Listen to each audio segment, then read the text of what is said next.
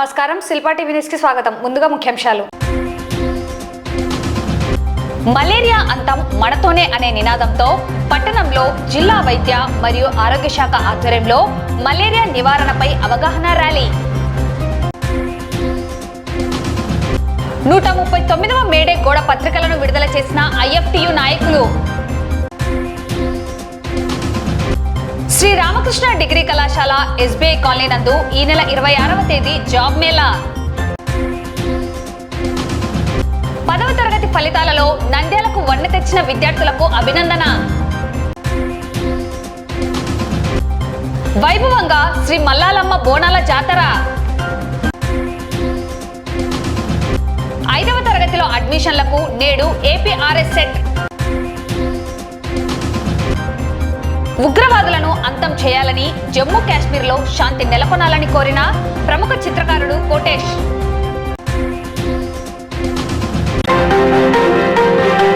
నేడు ప్రపంచ మలేరియా దినోత్సవం సందర్భంగా డిఎంహెచ్ఓ డాక్టర్ వెంకటరమణ మరియు జిల్లా మలేరియా అధికారి కామేశ్వరరావు ఆధ్వర్యంలో మలేరియా అంతం మనతోనే అనే నినాదంతో పట్టణంలో జిల్లా వైద్య మరియు ఆరోగ్య శాఖ ఆధ్వర్యంలో అవగాహన ర్యాలీ నిర్వహించడం జరిగింది.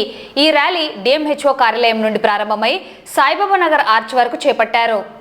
డిఎంహెచ్ఓ మాట్లాడుతూ మలేరియా వ్యాధి రావడానికి మంచినీటిలో పెరిగే ఆడ అనాఫిలస్ దోమ కాటు వల్ల వస్తుంది అని, మలేరియా వ్యాధిని జ్వరం వచ్చిన వెంటనే రక్త పరీక్ష చేయించుకొని గుర్తించి చికిత్స తీసుకున్నచో పూర్తిగా నయమగునని సూచించారు. దోమలు కుట్టకుండా ప్రతి ఒక్కరూ వ్యక్తిగత జాగ్రత్తలు తీసుకోవాలని, ఇళ్లలో రాత్రిలో వేపాకు పొగ వేసుకోవాలని, దోమ చిన్నదే అయినా దానివల్ల వచ్చే అనర్థాలు ఎక్కువని తెలిపారు. మలేరియా నివారణ ప్రజల అందరి బాధ్యత అని, పరిసరాలు పరిశుభ్రంగా ఉంచుకొని నీరు నిల్వ లేకుండా చూడడం మరియు ప్రతి శుక్రవారము డ్రై డే పాటించడం వలన దోమలు పెరగకుండా ఉంటాయని చెప్పారు. తద్వారా ఈ వ్యాధిని అరికట్టవచ్చునని తెలియజేయడం జరిగినది. దోమల అంతం ఆరోగ్య శాఖ పంతమని ప్రతిజ్ఞ చేయించడం జరిగినది. ఈ కార్యక్రమంలో జిల్లా అదనపు వైద్య మరియు ఆరోగ్య శాఖ అధికారి డాక్టర్ శారదాబాయి, జిల్లా వ్యాధి నిరోధక టీకాల అధికారి డాక్టర్ సుదర్శన్ బాబు, జిల్లా ప్రోగ్రామ్ మానిటరింగ్ అధికారి doctor Ankireddy, doctor Kantharao Nayak, doctor Bharat Kumar, doctor Sreeja, demo Ravindra Nayak, AMO incharge Rama Vijayareddy మరియు నంద్యాల సబ్ యూనిట్ అధికారి వెంకటేశ్వరరెడ్డి, మలేరియా ఆఫీస్ సిబ్బంది మరియు నంద్యాల పట్టణ ఆరోగ్య కార్యకర్తలు, ఆశాలు పాల్గొనడం జరిగినది.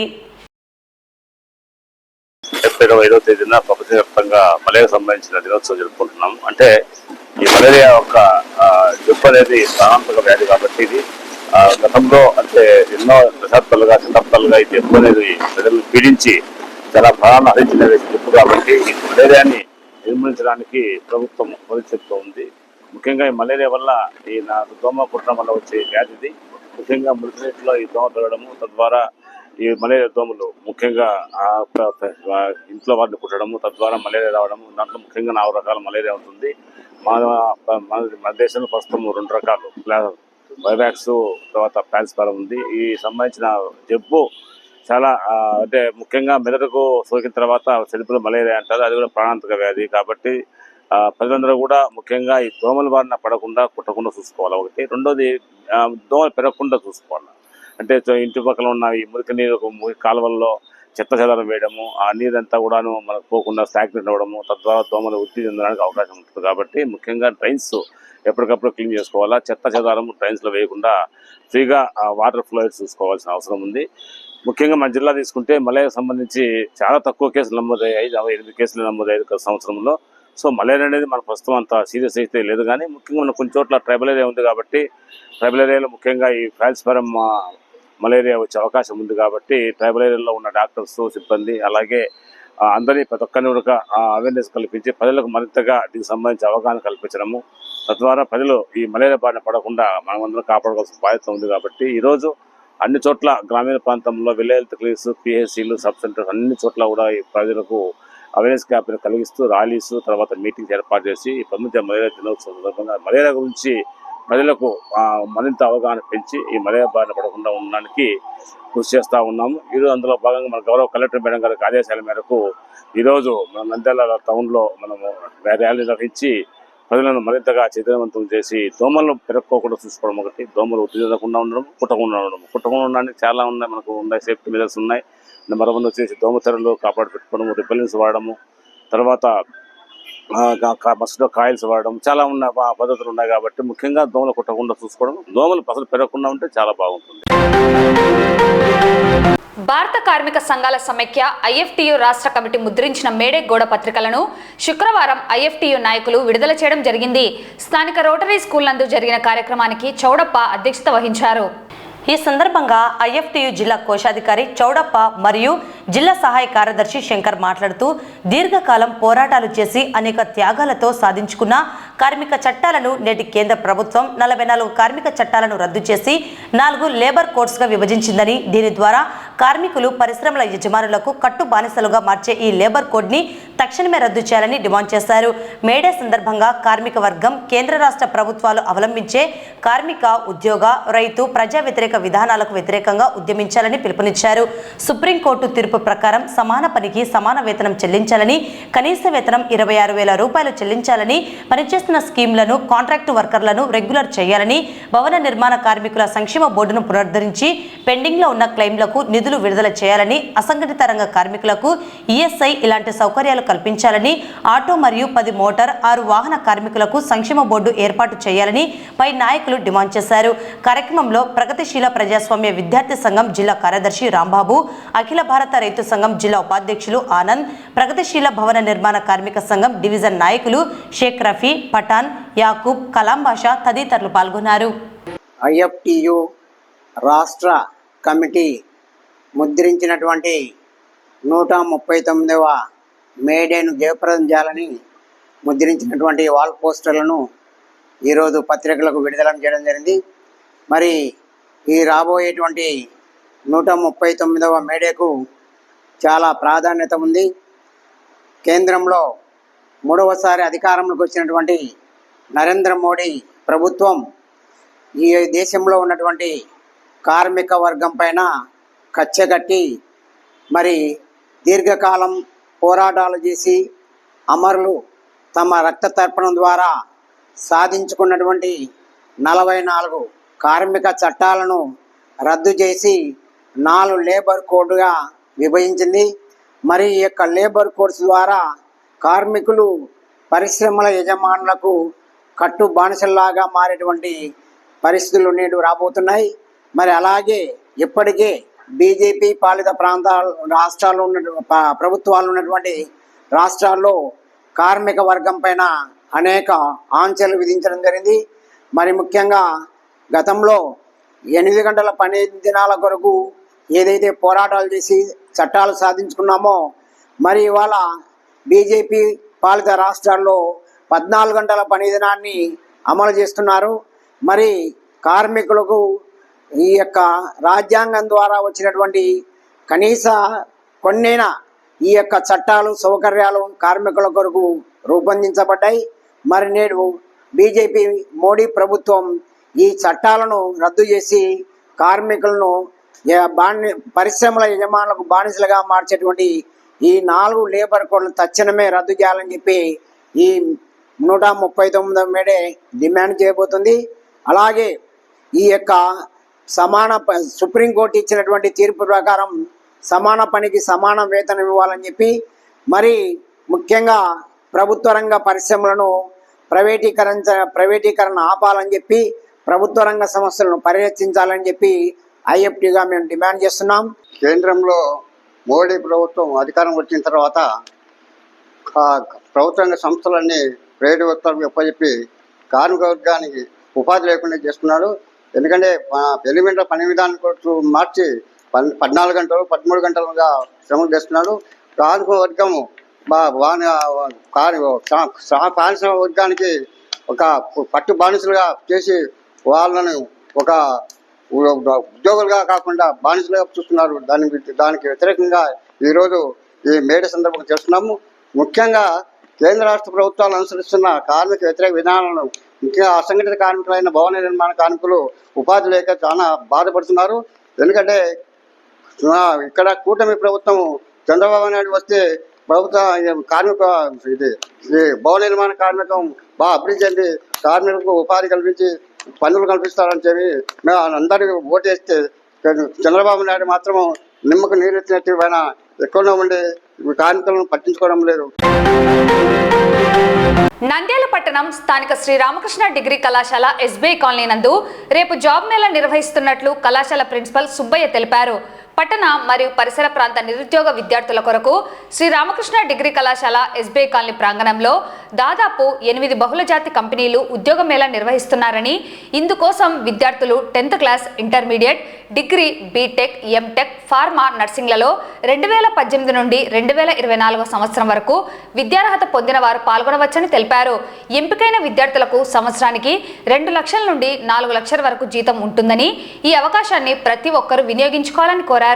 రామకృష్ణ విద్యా సంస్థల senior placement officer doctor Kumar కార్యక్రమంలో campus placement officer Imtiaz Ahmed, Sampath Kumar job mela గురించి తెలిపారు.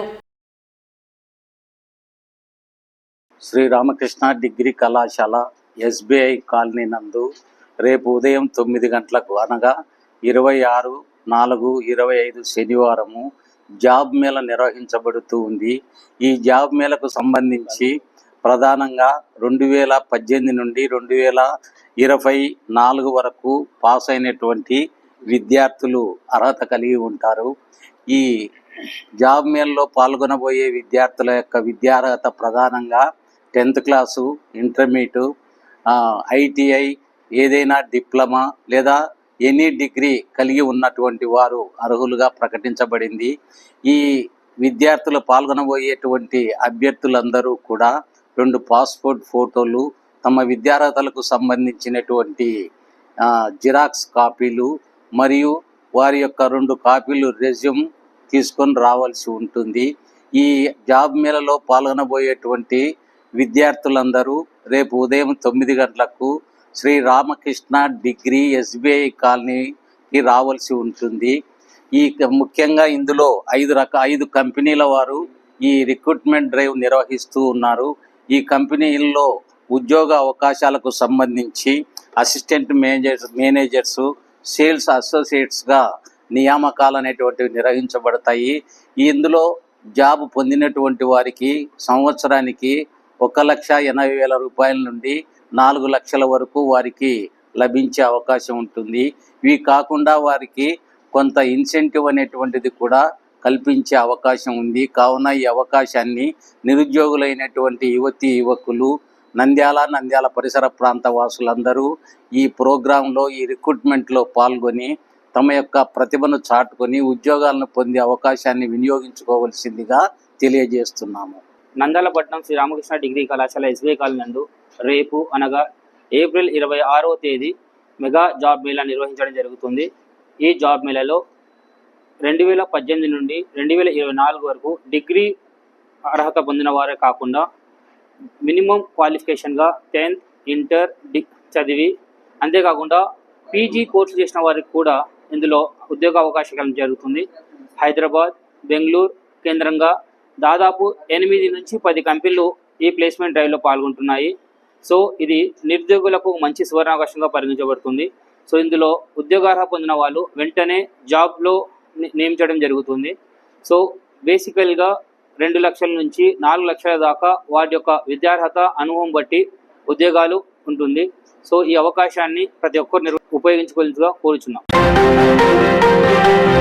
ఆంధ్రప్రదేశ్ ప్రైవేట్ స్కూల్స్ అసోసియేషన్ ఆధ్వర్యంలో బాల అకాడమీ విద్యా సంస్థలో 10వ తరగతిలో అత్యధిక మార్కులతో విజయం సాధించిన విద్యార్థులను అభినందించి ఘనంగా సన్మానించడం జరిగింది.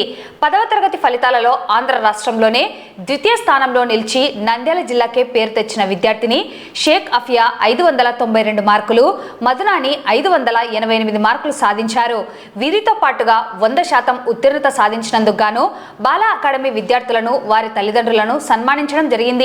కార్యక్రమానికి ముఖ్య అతిథులుగా టీడీపీ నాయకులు Firoz, AVR Prasad, Andhra Pradesh private schools association ప్రధాన కార్యదర్శి రవీంద్రనాథ్, జిల్లా ప్రెసిడెంట్ ఏపీపీఎస్ఏ బాల అకాడమీ వ్యవస్థాపకులు కొండయ్య, ఆయన సతీమణి Prabhavathamma, principal Madhavilatha, APPSA regional president Dande Dastagiri, Padakanla Subrahmanyam, Arif, Palle Venkata Subbaiah హాజరై విద్యార్థులను, వారి తల్లిదండ్రులను ఘనంగా సన్మానించడం జరిగింది.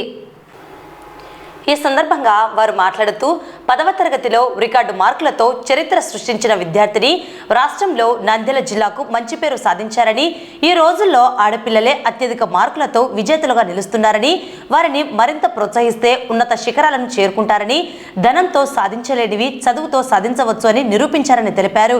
ఇంతటి ఘన విజయానికి కారణం పాఠశాల అవలంబించిన ప్రత్యేక ప్రణాళిక, విద్యార్థుల స్థాయిని నిర్ణయించి వారికి అనుగుణంగా పాఠాలు నేర్పించి పరీక్షలు పెట్టడం, ఇవన్నీ కూడా ఘన విజయానికి కారణమని, ఇందుకు యాజమాన్యానికి, కృషి చేసిన ఉపాధ్యాయులకు మరియు విద్యార్థుల తల్లిదండ్రులకు ధన్యవాదాలు తెలియజేశారు. నంద్యాల పట్టణంలో అతి ప్రాచీనమైనటువంటి, అతి పురాతనమైనటువంటి పాఠశాలను తీసుకుంటే మొదటగా మున్సిపల్ పాఠశాలలు వస్తాయి. ఆ తదుపరి మొట్టమొదటి ప్రైవేటు పాఠశాల నంద్యాల పట్టణంలో ప్రారంభించబడినటువంటిది రవి కిండర్ గార్టెన్. దాని వ్యవస్థాపక అధ్యక్షులు గౌరవనీయులు పూజ్యులు మాకు జీవనాన్ని, భవిష్యత్తును కల్పించినటువంటి విద్యావేత్త శ్రీ ఎంసీ కొండయ్య గారి పాద పద్మములకు నమస్కరిస్తూ, నా అనుబంధం 40 సంవత్సరాలు.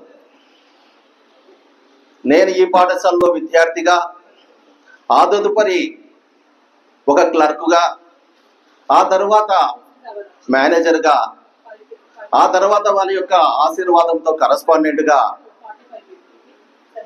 నా జీవనాన్ని కొనసాగించినటువంటి అవకాశం ఇచ్చిన కొండయ్య సార్ గారు ఈ పాఠశాలను 3 విద్యార్థులతో శ్రీ కాళికాంబ దేవాలయంగా పక్కన ఉన్నటువంటి పాఠశాలను ప్రారంభించి నేడు 2000 మంది విద్యార్థులను సమాజానికి విద్యాబుద్ధులు చెప్పే క్రమంలో తీసుకొచ్చినటువంటి కృషి కొండయ్య సార్ గారిని చెప్పేసి సందర్భంగా తెలియజేస్తా ఉన్నా.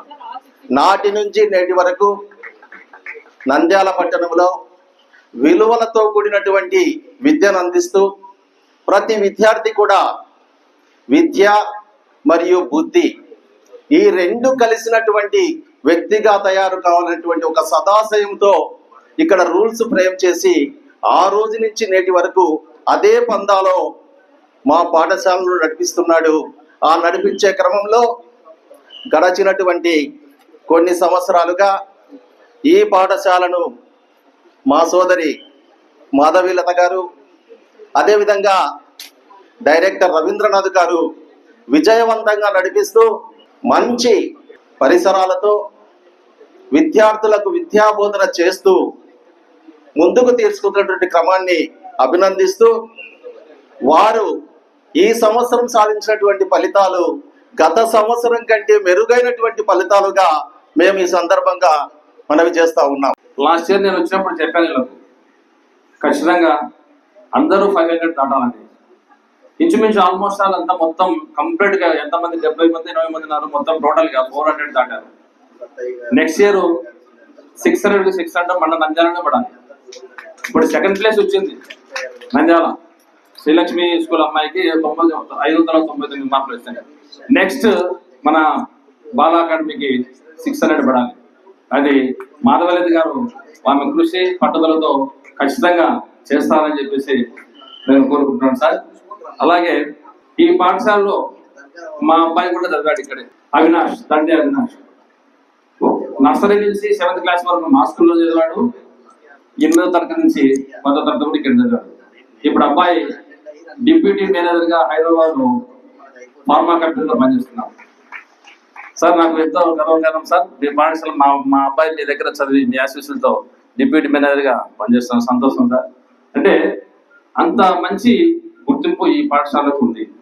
This is not just an achievement of mine, and is also of my teachers and parents.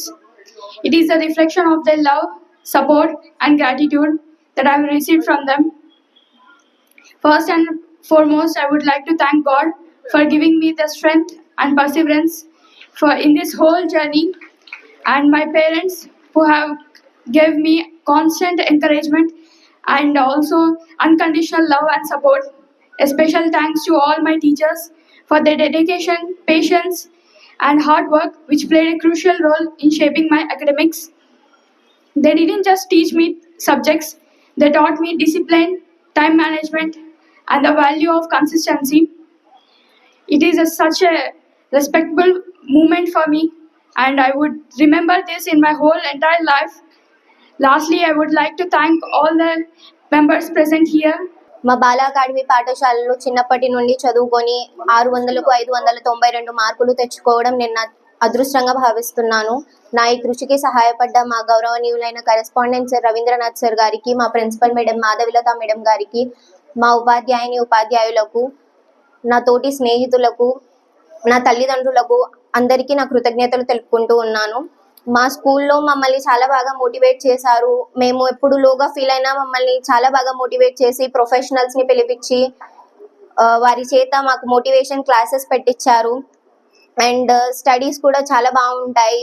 And weather చాలా బాగుంటుంది ఇక్కడ. నా ఈ కృషికి సహాయపడ్డ ఉపాధ్యాయులకు, నా తల్లిదండ్రులకు, మా ఉపాధ్యాయులందరికీ నా కృతజ్ఞతలు తెలుపుకుంటున్నాను.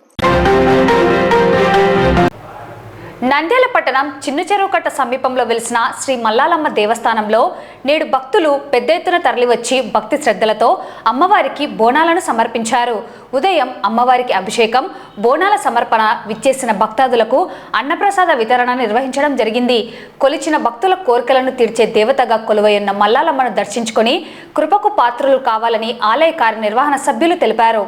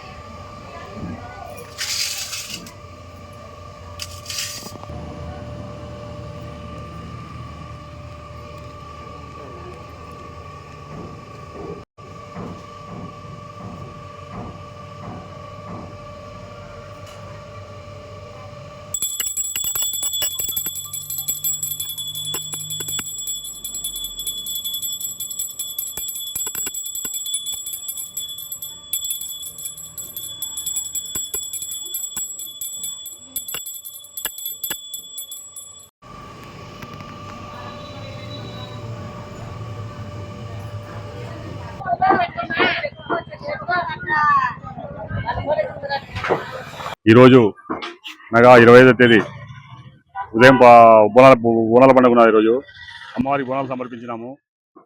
పొద్దున ఉదయం అభిషేకమైనది, తర్వాత బోనాలు సమర్పించినాము. తర్వాత మధ్యాహ్నం అన్నదాన కార్యక్రమం ఉంది. నంద్యాల పట్టణ ప్రజలు, చుట్టుపక్కల పల్లెటూరుల ప్రజలు అందరూ వచ్చి అమ్మవారి దర్శనం చేసుకొని అందరూ భోజనాలు చేసి అమ్మవారి ప్రసాదం స్వీకరించి ధన్యులు కావాల్సిన కోరుచున్నాము. ఇక్కడ నంద్యాల పట్టణంలో ప్రథమంగా గెలిచినటువంటి మల్లమ్మ దేవత. ఇక్కడ కొలిసిన కోరికలన్నీ తీరుతాయి. ప్రతి భక్తులు ఏ కోరిక కోరినా తప్పకుండా నెరవేరుతుంది. కాబట్టి ఇక్కడ చాలా మంది భక్తులు వచ్చి తమ కోరికలు నెరవేర్చుకుంటున్నారు. కాబట్టి భక్తులందరూ వచ్చేసి మల్లమ్మ దర్శించుకొని మీ కోరిక నెరవేర్చుకోవాల్సిగా కోరుచున్నాము. శ్రీ మల్లమ్మ దేవస్థానం 7వ వార్షికోత్సవం సందర్భంగా ఈరోజు బోనాలు సమర్పించుకుంటూ అందరికీ మంచి జరగాలని, ప్రజలు సుఖ సంతోషంతో ఉండాలని ఈరోజు భోజన కార్యక్రమాలు చేపడుతూ అన్నదాన కార్యక్రమం చేపడుతున్నాము. ప్రతి ఒక్కరూ అమ్మవారిని దర్శించుకొని ప్రసాదించవలసిందిగా కోరుతున్నాము. రాష్ట్ర ప్రభుత్వం నేడు Andhra Pradesh residential school common admission పరీక్షలు నిర్వహించడం జరిగింది. పట్టణంలోని ఎంపిక చేసిన కేంద్రాలలో పరీక్షలను ప్రశాంత వాతావరణంలో అధికారులు నిర్వహించారు. 5వ తరగతి అడ్మిషన్ల కొరకు ఈ పరీక్షలో ఉత్తమ ప్రతిభ కనబర్చిన విద్యార్థులను ఎంపిక చేయడం జరుగుతుంది.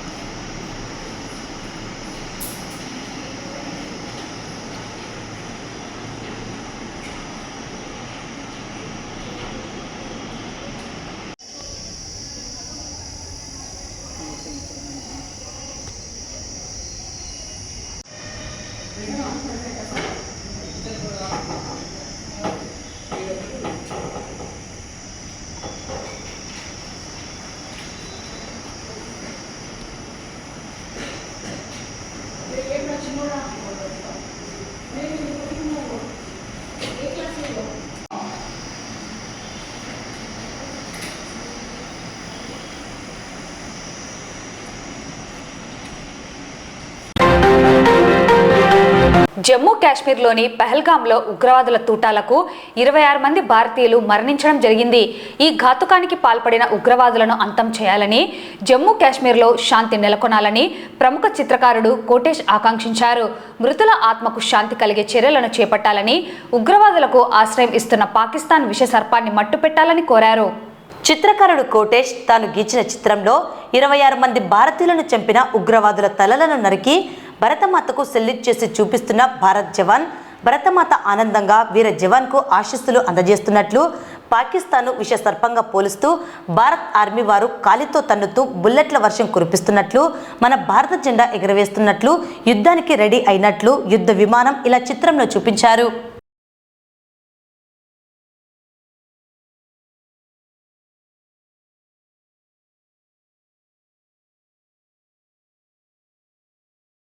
జమ్మూ కాశ్మీర్లోని పహల్గాంలో ఉగ్రవాదుల కాల్పులో 26 మంది భారతీయులు మరణించిన సంగతి అందరికీ తెలిసిందే. ఈ దారుణ ఘటన చూసిన దేశమంతా కన్నీరు పెట్టింది. ఉగ్రవాదులకు నరకం చూపించాలని ప్రతి భారతీయుడు కోరుకుంటున్నాడు. ఈ దాడికి పాల్పడిన ముస్కర్లను వెంటాడి వెతికి పట్టుకొని చిత్రహింసలు పెట్టి వారి తలను నరికి భరతమాతకు హారంగా ఇవ్వాలి. అప్పుడే భరతమాత పడేది.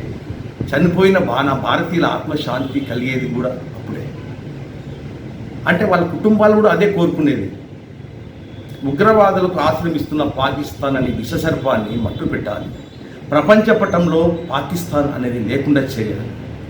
నేను వేసిన ఈ చిత్రంలో 26 మంది భారతీయులు చంపిన ఉగ్రవాదం తలను నరికి భరతమాతకు ఆరంగా ఇస్తున్న వీర జవాను, భరతమాత అతనికి ఆశీస్సులు అందజేస్తున్నట్లు, చాలా సంతోషం ఉన్నట్లు, పాకిస్తాన్ విషసర్పాన్ని విషసర్పంగా పోలుస్తూ భారత్ ఆర్మీ వారు కాలితో తన్నుతూ బుల్లెట్ల వర్షం కురిపిస్తున్నట్లు, మన పతాక జెండా ఎగరేస్తున్నట్లు, మొత్తం మీద యుద్ధ విమానం యుద్ధ మేఘాలు మొదలైనట్లు, ఇంకా పాకిస్తాన్ మూడినట్లు ఈ విధంగా చిత్రంలో చూపించారు.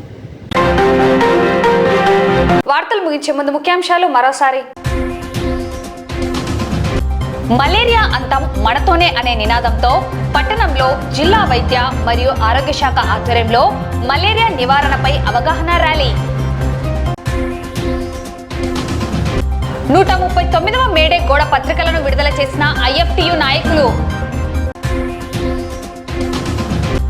శ్రీ రామకృష్ణ డిగ్రీ కళాశాల SBI కాలనీ నందు ఈ నెల 26వ తేదీ జాబ్ మేళా. 10వ తరగతి ఫలితాలలో నంద్యాలకు వన్నె తెచ్చిన విద్యార్థులకు అభినందన. వైభవంగా శ్రీ మల్లాలమ్మ బోనాల జాతర. 5వ తరగతిలో అడ్మిషన్లకు నేడు APRS సెట్. ఉగ్రవాదులను అంతం చేయాలని, జమ్మూ కాశ్మీర్లో శాంతి నెలకొనాలని కోరిన ప్రముఖ చిత్రకారుడు కోటేష్. ఈ వార్తలు ఇంతటితో సమాప్తం. నమస్కారం.